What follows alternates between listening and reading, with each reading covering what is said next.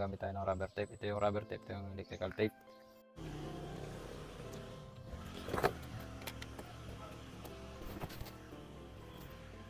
Ayan, magandang araw mga boss. At ngayon i-share natin kung paano tayo naglalagay ng tape sa ganitong mga outdoor. Ayan, napaka-importante ito sa ating mga wirings. Ayan, magdudugtong tayo ng wire. Ito yung wire ng mga ilaw sa poste. Bali, alternate daw. Kada una, ikatlo ang magkakasabay. Ayan, puputulan natin yung wire dahil hindi pantay-pantay.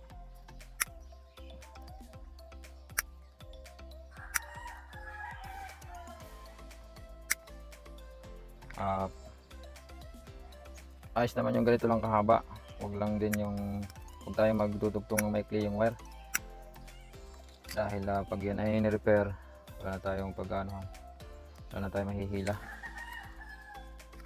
Ayan, ito yung ginagamit natin, splicer. Mas mabilis gamitin.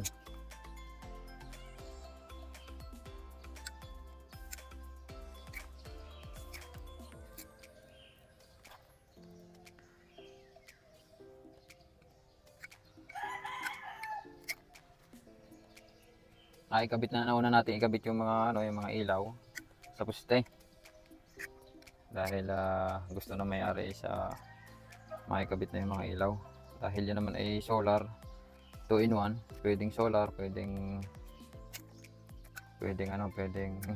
kuryente. Ito yung kanabit nating ilaw. Nakalagay dyan ay sa 2-in-1. Solar post lamp, NX LED NX LED. Yan, NX LED baka naman. Bali mahigit 39 yata to na poste. Yan, ito yung ating dudugtong ngayon. Kasi mga ganitong outdoor dapat gumamit tayo ng ganito, rubber tape. Bukod sa electrical tape, gagamit tayo ng rubber tape. Ito yung rubber tape, ito yung electrical tape. Yan.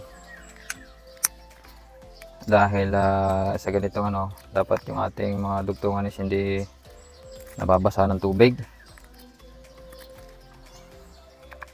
Minsan dyan nagiging dahilan yung pag-anugad ng wire, corroded.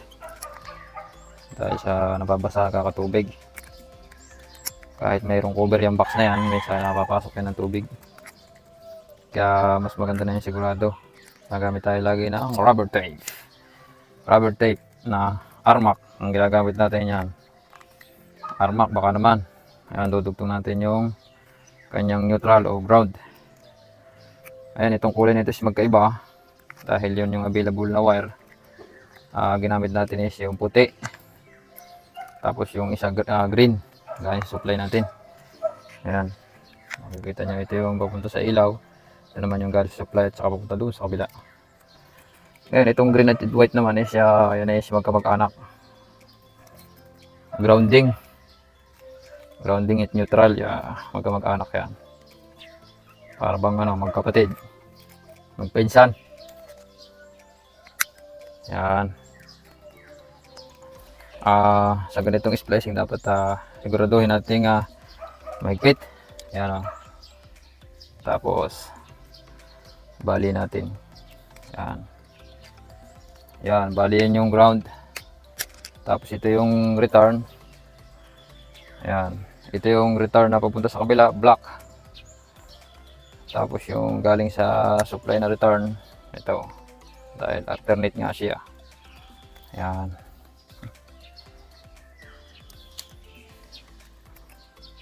Black yellow, black yellow, black yellow. Yan, ganyan ang ating alternate na ating ilaw.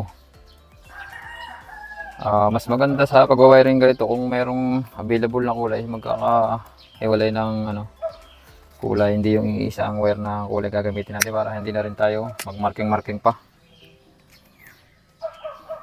Pero kung isang kulay na gagamitin, hindi naman problema. Basta mahalaga yung ating marking para hindi magkabalik-baliktad yung neutral natin at saka line. Ayan, nakikabit na natin yung return. Ito naman yung isang return ng isang ilaw na yun. Yung kasunod, dilaw.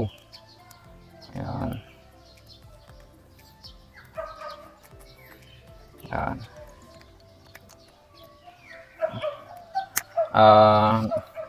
Yung boses ko is galing na dito sa ating mic, wireless mic, galing sa ating sponsor. Ayan. Sa aking sponsor, yan, shout out ma'am. Ayan. Nagagamit tayo sa ating pagbibideo. Ngayon, naidugtong na natin yan. Yung ayos na. Ngayon, dahil kaya yung isang kamay ko lang yung may gloves dahil mahirap mag tape ng pares may gloves. Ito namang ating ginagawa is wala pang supply, kaya okay lang. Kaya puputol tayo dito sa rubber tape, tapos ito ikakabit natin. Yan, katulad dito may gloves ka, mahirap pang mag ano nito pag may pares may gloves. Yan, ganito, babalutin natin muna ito. Yan. Ito yung purpose nito is para waterproof yung ating splicing. Ayan.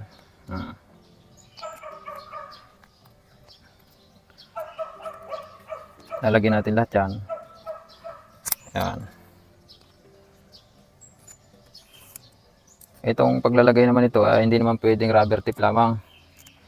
Dahil kapag ganitong outdoor, at lalo na kung nakalabas yung wire natin, mga 1 to 3 days nagbabasag-basag na pag walang electrical tape. Dapat may electrical tape pa rin yan, mga boss. Ayan.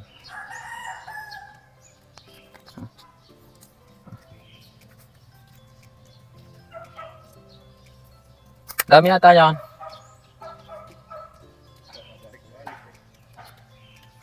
Ayan.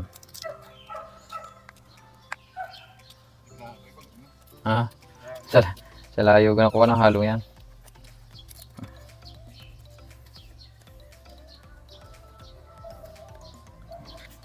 Mga boss, kung makikita nyo, yan yung ating gate sa labas. Yan.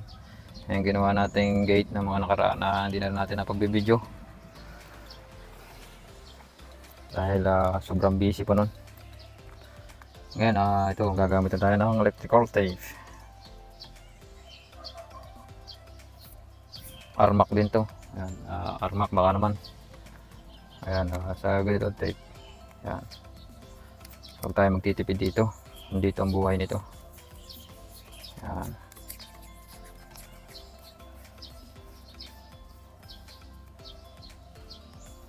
Ganyan yung tamang pag-tape pa. Babaliin mong ganyan. Ayan.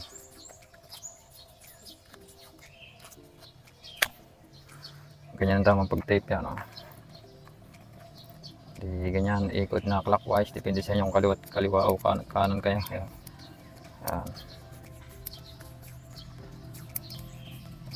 Ayan, pagdating sa dulo, lalagpasan niya ng mga siguro mga 2 cm yan. Tapos babaliin natin yung pabalik bago ikot pabalik naman counterclockwise. Ayan. Ayan. Ayan, kung makikita nyo, kapal yung ating tape.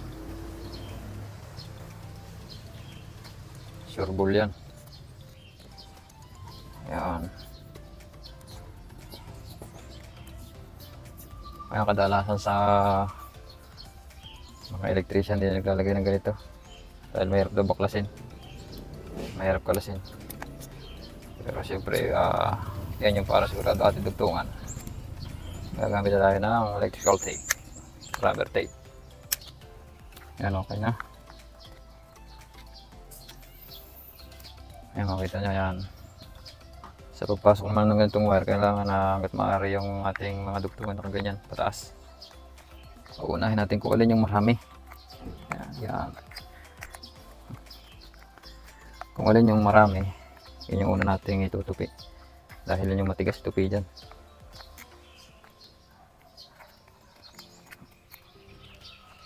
Yan.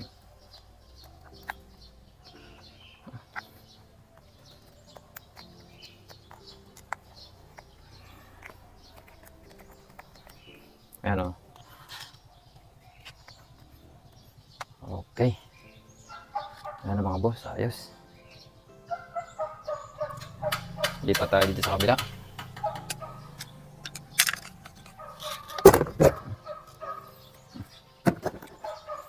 Ayan, dito naman tayo.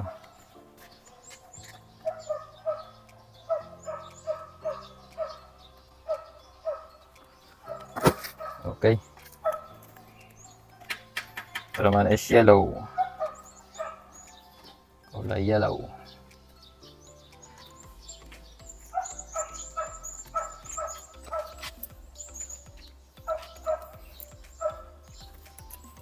Binabahay na ng langgam. Hindi na iwasan to.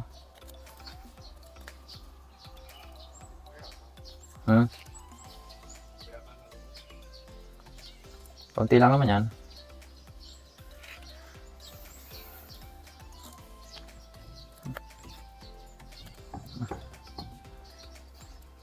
Ayan, dito siya medyo pantay-pantay na ito. Hindi natin puputulan yan. Sakto lang haba niya. Balatan na natin. Baka balatan pa ito, diba?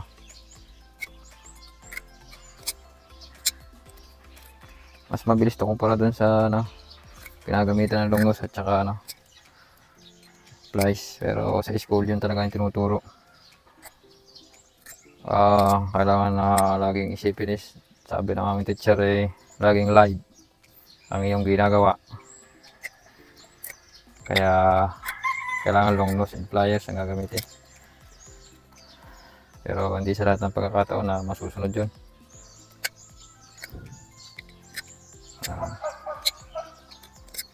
Ito naman basta yung ito naman pinag-ano ko rin sa live, pinagbabalat ko mga live wire yan. Para sa malalaking wire yung ginagamit natin pambalat. So nagdudugtong tayo ng shoulderless connector. Hindi naman to tinatalaba ng kuryente.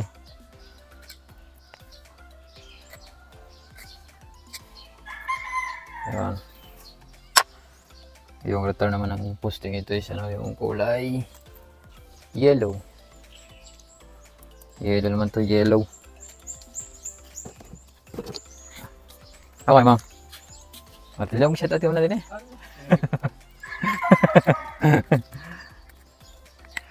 Ating sama ba? Laki nito basoy.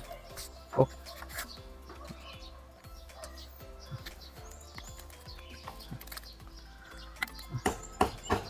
Yan yung magiging return naman ito is blue. Blue. Yellow. Laging unahin natin ang grounding. Yan. Neutral. Kahit sa live ganyan ginagawa natin. Una lagi yung ground. Neutral. Laging huli yung line. Yan. Yan. Gayahin yung mga ganitong Itong ginagawa ko is walang power kaya kinakamay ko yan. May power yung kamayin kung ayaw yung mabuhay ang dugo. Yan.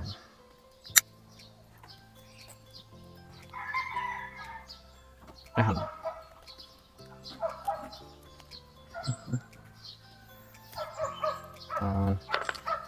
Yung ating neutral ground. Tapos ito yung return galing doon sa kabila. Return galing sa ilaw. Yan. Return galing dito sa kabilang dulo. Yan.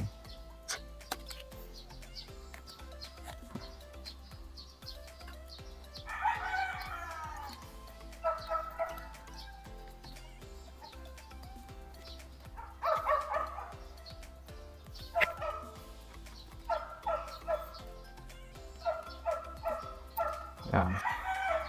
Yung dulo para hindi matigas, puputulan natin.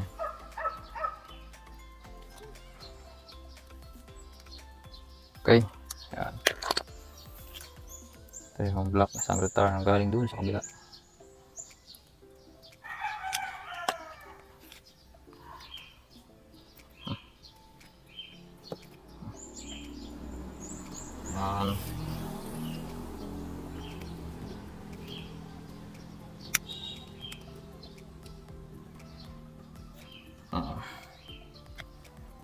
Okay.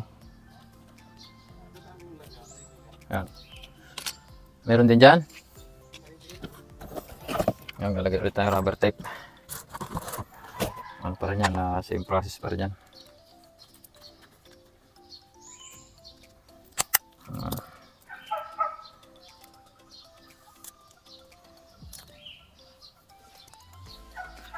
Yan.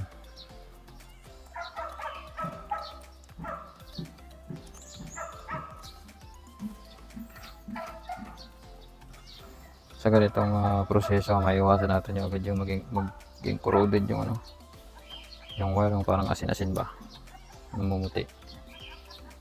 Yan.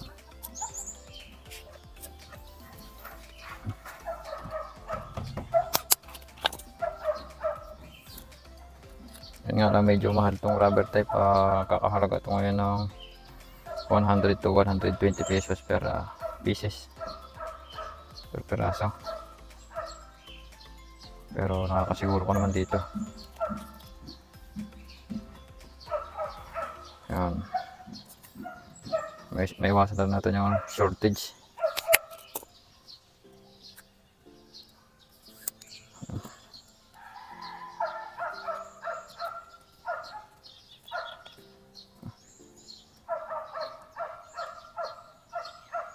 Okay.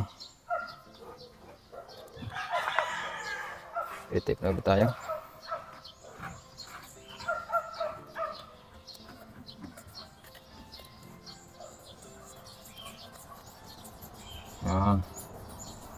Ganun pa rin, susubrahan natin ng mga at least 2 cm. Yan.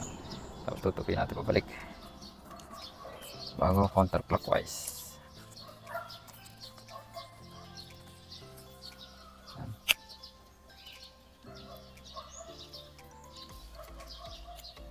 Sure ball yan.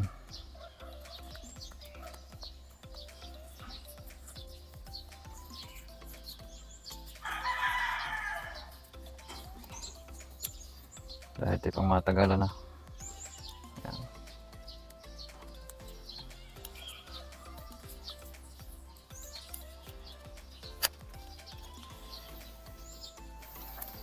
Init ah.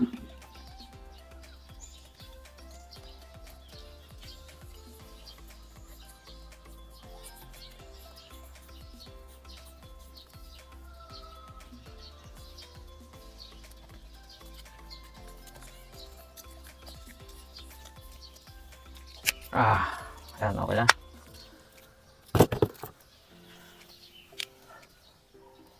Ganun ulit.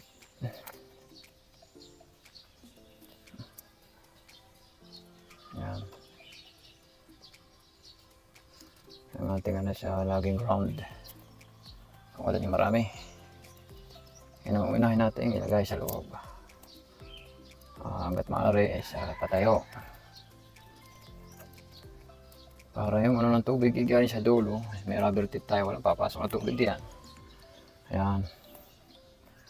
Kailangan ganyan ng ating paglalagay ng wire. Ayan. Okay. Ayan, ganyan siya. Kita nyo naman yan. Okay. Lipat ulit tayo sa kabila. Ayan. Ayun, patay tayo dyan. Palubat ng ating cellphone yan. At yung mga boss, hanggang dyan na muna natin ating video. Dahil palubat ng ating cellphone. Nakakalimutan natin mag-charge. Ngayon, sana may natutunan kayo sa ating munting na-share na video. Okay, thank you mga boss. Sa ating mga electrician dyan, o electrician yan. Shout out sa inyo mga boss. Sa mga nakakaalam na yan, manood na lang kayo o kaya mag-share na lang din kayo para may matutunan naman yung ating mga beginners dyan sa ating mga trabaho. Dahil yung ating sinishare is yung mga pangmatagalan, pang siguraduhan. Yan. Dahil ito ay para sa lahat. Para na din sa ating mga kliyente. Yan. Sa ating trabaho, yan. Kailangan laging maayos para wala tayong maging problema. Ang may-ari ng mga bahay o ganito, ay wala din maging problema. Ayan, okay mga boss. Thanks for watching.